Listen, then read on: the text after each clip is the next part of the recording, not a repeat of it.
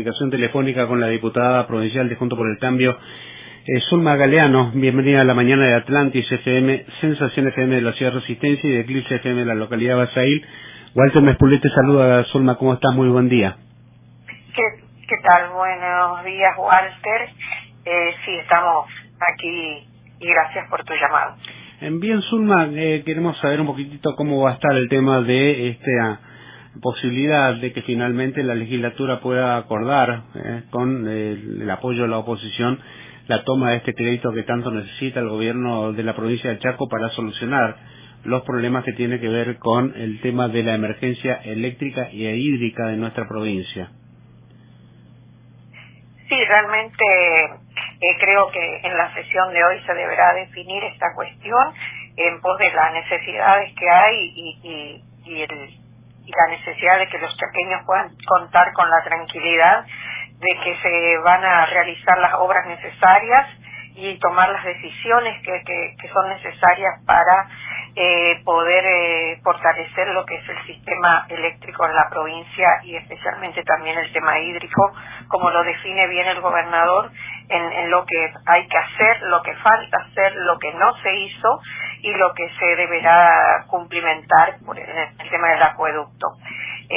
Yo creo que hay una gran adhesión de toda la provincia por este tema y muy especialmente los intendentes que están más allá de las cuestiones de los colores políticos, son los que están cerca de la gente, conocen las situaciones, saben lo que es la realidad de la provincia y esto contradice muchísimo con la postura de los diputados del oficialismo, donde desde el primer momento el conductor de un sector del justicialismo, que es el ex gobernador Capitanich, les ordenó que no votaran esta propuesta, y incluso yo recuerdo que me solidaricé con ellos porque los amenazó que iban a tener sanciones partidarias y ellos acompañaban esto cuando tenían totalmente conciencia de lo necesario que es esta ley para que el gobernador pueda tener la herramienta necesaria para poder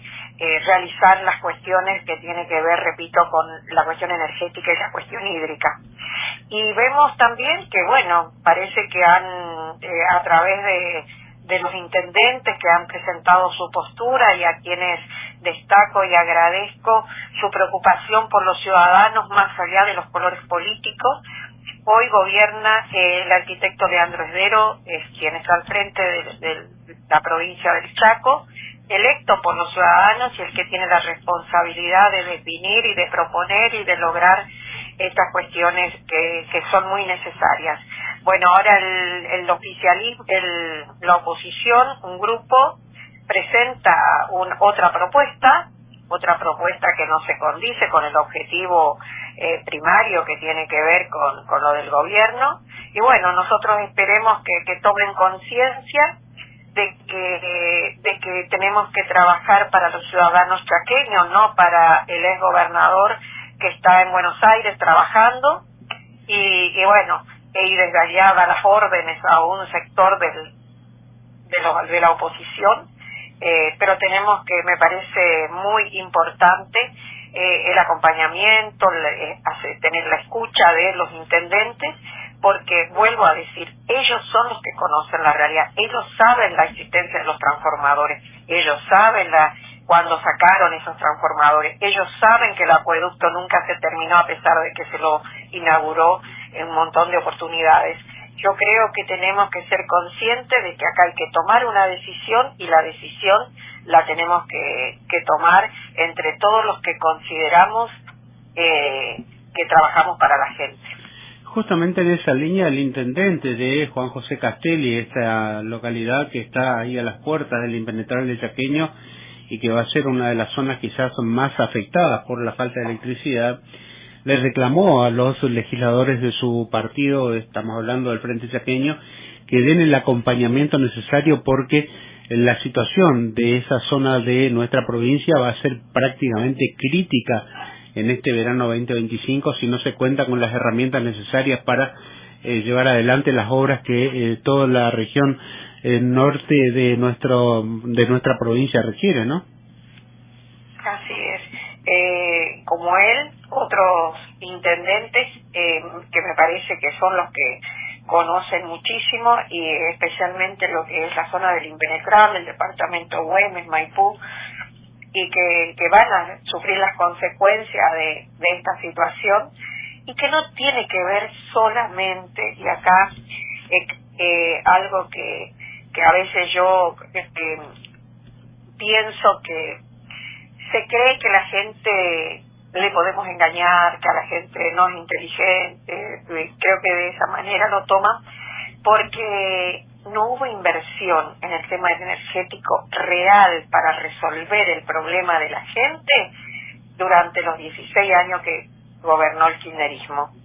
Sí hubo algunos negocios realizados para algunos, como por ejemplo el expender combustible a través de la empresa energética, que fue un fracaso, pero no lo piensan en resolver las cuestiones de la gente, que lo más importante es contar con la energía eléctrica. Así que yo espero que se tome conciencia, y espero que se pueda allanar el camino para lograr este objetivo y comenzar a trabajar o continuar trabajando, porque sé que ya el gobernador lo está haciendo, para resolver este tema, que tiene que ver seguramente, por un lado, alquilar lo que son lo necesario para dar continuidad y no tener esas interrupciones de tantas horas previstas para el verano, cuando los calores sean muy intensos, pero también ir poco a poco resolviendo en forma definitiva estas cuestiones, porque no podemos vivir pendiendo de alquilar a otras empresas, como lo ha hecho Camesa a esta empresa para proveernos de los transformadores, ¿no? Zulma, te voy a cambiar de tema y te voy a llevar justamente a otra actividad importante que la legislatura chaqueña sancionó días pasados, y que tiene que ver la aprobación de la ley que regula las escuelas de gestión social de la provincia, algo que se venía reclamando desde hace muchísimo tiempo, para que de esta manera queden encuadradas legalmente en lo que tiene que ver la formalidad de la educación en nuestra provincia. ¿Qué podemos destacar de esta aprobación de esta ley? Yo creo que voy a referirme a que lo que logramos hacer es darle legalidad a instituciones educativas que no contaban con una norma que los regule. Están plasmadas en su creación, la posibilidad de su creación en la ley nacional, con el objetivo y las funciones que tienen, y en la ley provincial. Pero la reglamentación, ese régimen que regule de cómo creamos, cómo funcionamos, cuáles son los deberes y derechos de los actores involucrados en esta temática, no existía. Por eso digo que fue permeable a que sucedan cosas que le han pasado a las escuelas de gestión social, y fueron símbolos de estigmatización, pero con la responsabilidad total de quienes gobernaban durante ese tiempo. Y yo, cuando comencé en esta función y ellos se acercaron a mí, tomé conciencia de que la ley, ellos la habían trabajado como directores, un grupo que preocupado por lo que pasaba y por lo que ellos sienten que son docentes en su mayoría, y que querían tener esta regulación para tener un encuadre legal en el cual desenvolverse. Sin ese encuadre, por eso Merenciano Sena pudo ser director de una escuela, pudo ser rector del terciario, otros que no tienen título pudieron ser, Quintín Gómez pudo estar involucrado, mucha gente que no tiene que ver con la educación estaban involucrados por la falta de este régimen que los regule. Por eso es la importancia de la legalidad en esta oportunidad. Yo me comprometí, trabajamos mucho, lo trabajamos y lo hablamos cuando el gobernador era diputado.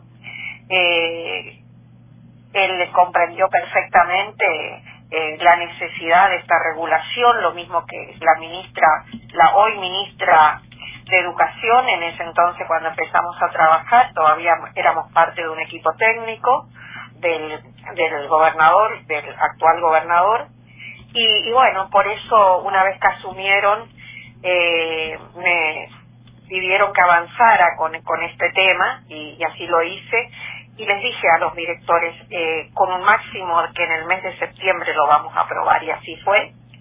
Así que, y decirles también que no se aprobó durante los 16 años que estuvo el exgobernador Capitanich, porque no lo quisieron aprobar, porque mayoría lo tenían, lo podían haber hecho y no lo hicieron. Así que por eso cuando hablamos de este tema les pedí que nadie se ponga el saco que no les corresponda, porque la ley fue redactada, defendida, promovida por algunos directores de escuelas de gestión social.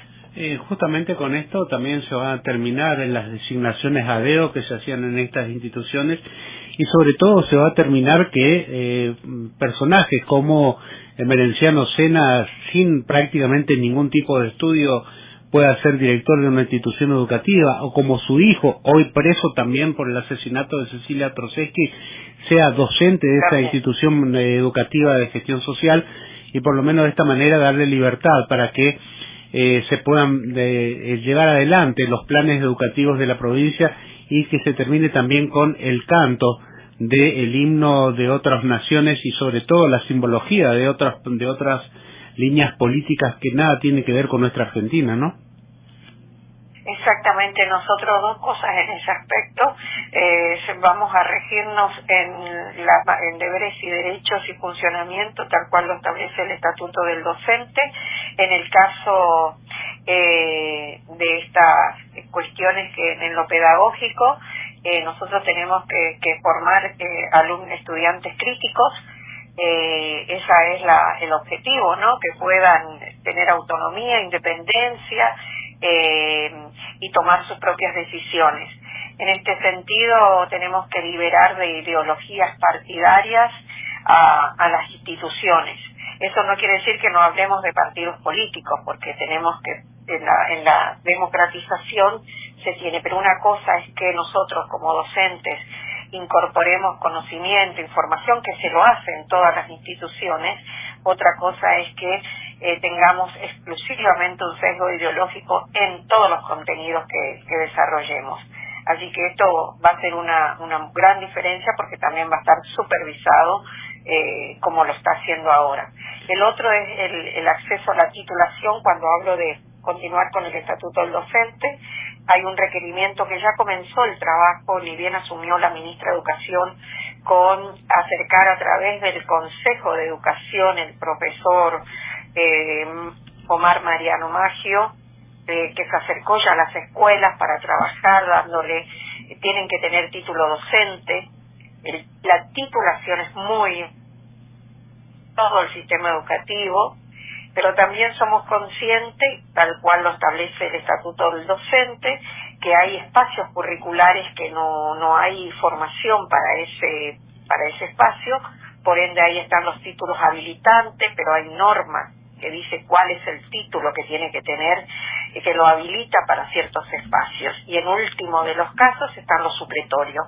Especialmente recordemos que hay escuelas técnicas que nos falta trabajar mucho, algunas titulaciones para satisfacer la demanda que existe en el sistema, pero todos tienen que tener de alguna manera el título docente. Esto es muy importante, y cómo se designa también está.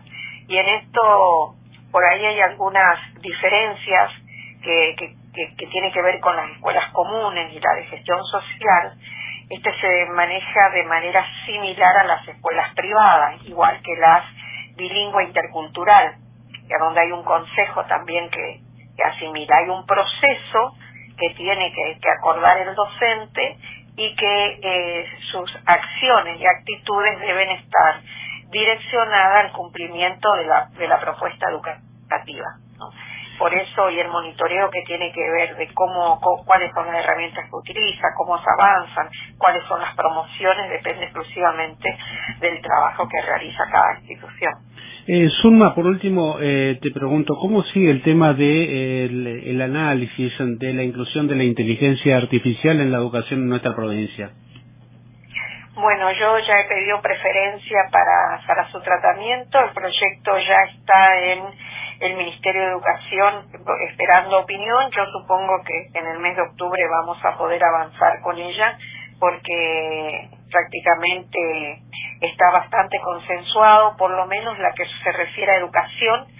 El resto tenemos que trabajar. Yo recuerdo cuando lo presenté en los primeros meses del año, todavía nos hablaba mucho de inteligencia artificial, que irrumpió en forma muy rápida desde prácticamente el mes de junio, fines de mayo, junio, julio. Veíamos que en todas las áreas, en todas las conferencias, en todas las reuniones hablábamos de inteligencia artificial.